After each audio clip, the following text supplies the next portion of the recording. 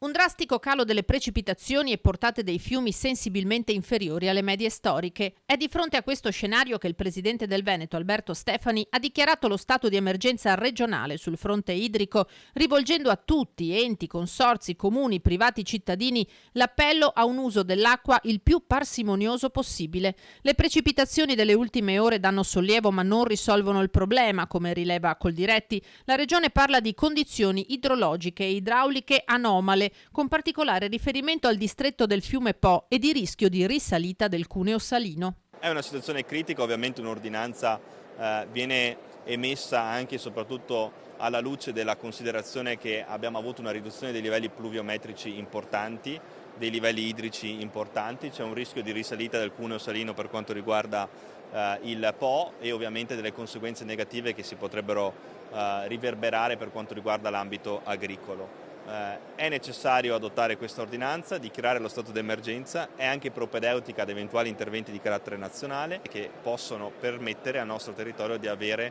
un maggiore afflusso di livelli idrometrici e quindi di acqua, anche e soprattutto per quanto riguarda il Po. Le percentuali parlano chiaro. Al 31 maggio l'anno idrologico ha segnato un meno 28%, manca dunque quasi un terzo dell'approvvigionamento d'acqua, pari a quasi 2 miliardi e 400 milioni di metri cubi. Il gran caldo della primavera ha fatto esaurire in anticipo le risorse legate agli accumuli di neve. Le portate di Piave, Brenta, Po e Adige perdono dal 21 al 23% e in sensibile calo è anche il lago di Garda.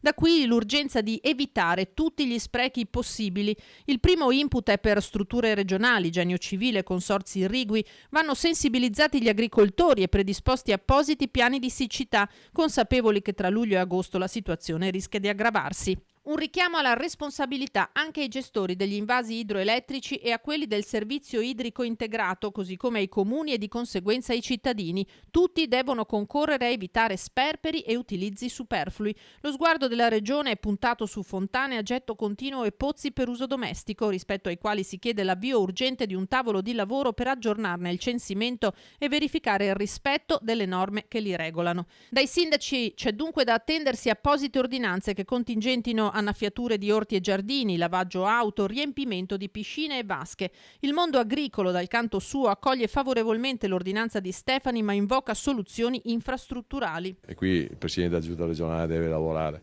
cioè procurare soldi, molti, a livello nazionale, a livello proprio nazionale, a livello del governo, per creare almeno 3, 4, 5 accaparatori di acqua, chiamiamoli invasi, ma il termine invaso fa paura, accumulatori di acqua, per evitare che situazioni come queste, che si ripeteranno, possano ancora capitare. Se iniziamo adesso avremmo le opere fra 3 anni. Necessità di cui Bond ha parlato nelle scorse ore anche al Ministero dell'Agricoltura, sottolineando che però non ci si salva da soli, e il Po ne è un esempio eclatante. Di fronte alla crisi idrica a monte hanno fatto scorte, lasciando all'asciutto il Veneto.